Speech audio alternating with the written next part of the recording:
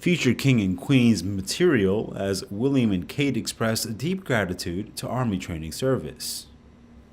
The Prince and Princess of Wales have met with service personnel from 3 Commonwealth countries as they prepare to play a pivotal role in the Queen's funeral on Monday. Rehearsals were ongoing in the background as the royal couple spoke with the service personnel. Soldiers from Canada, Australia, and New Zealand gathered at Pirbright to rehearse their roles in the ceremony. Pirbright is acting as a holding area for service personnel based outside London, where troops can train, eat, and sleep before moving to the capital to deliver ceremonial support to the funeral. The royal couple thanked senior representatives of the defense staff as well as service people for the role they have had in honoring the passing of the Queen. More than 1,000 Royal Navy sailors and Royal Marines will join the procession, bidding a final farewell to their beloved Commander-in-Chief. They also watched a traditional haka, the ceremonial dance in Maori culture, performed by 25 troops from the New Zealand Defence Force, after which William appeared to nod in acknowledgement. The Prince of Wales wrapped his arm around his wife as they spoke to troops in a rare touching moment between the couple. For the outing, Kate wore a black coat dress and carried a mini black handbag.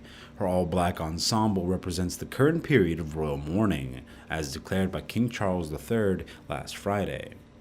Meanwhile, William wore a navy suit with his military honors adorned to his chest. The Princess of Wales is always known for choosing jewelry that carries a special meaning, with the royal wearing Her Majesty's diamond and pearl leaf brooch for the service on Wednesday. When the Queen's coffin was conveyed to Buckingham Palace on Tuesday evening, the Princess of Wales was pictured wearing a pearl necklace, which appeared to be another tribute, who is rarely seen without pearls. She also wore the Queen's 4-row Japanese pearl choker, which was previously worn by Princess Diana. She had worn the same piece when attending the Queen and Prince Philip's 70th anniversary party back in 2017. The king's eldest son, who served for more than 70 years as a search and rescue pilot in the military, wore some of his medals on his chest for the visit. Furthermore, Kate, who was speaking with Canadian military personnel, said going from that, the Jubilee, to this in a few months is very strange. She was also heard discussing lack of sleep with troops. Today's visit is Kate's second to the center in less than a year, after she wore a helmet and posed in an army take in pictures she posted on Armed Forces Day. Yesterday, thousands of royal fans arrived in Norfolk to pay their respects to Queen Elizabeth II, with colorful flowers, well wishes, and special letters. Another obvious future Queen material witnessed by royal fans as Kate Middleton visibly welled up as she allowed a schoolgirl to add her flowers to the sea of floral tributes at the gates, and Prince William fought back tears as he told a woman, "Don't cry now, you'll start me."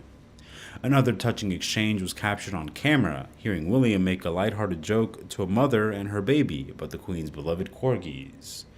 William was also heard telling a mourner that the Queen was everyone's grandmother, and saying Prince George, 9, understood that she had died, but Princess Charlotte and Prince Louis hadn't quite grasped it yet.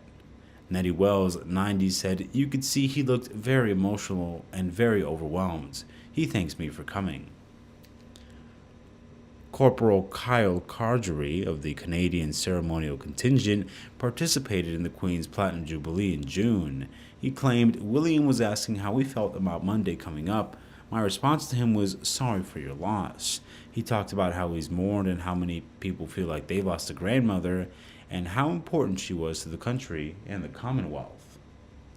The visit to the Army training base came a day after the Prince and Princess of Wales met mourning Britons outside of Sandringham House, Queen Elizabeth II's beloved country home.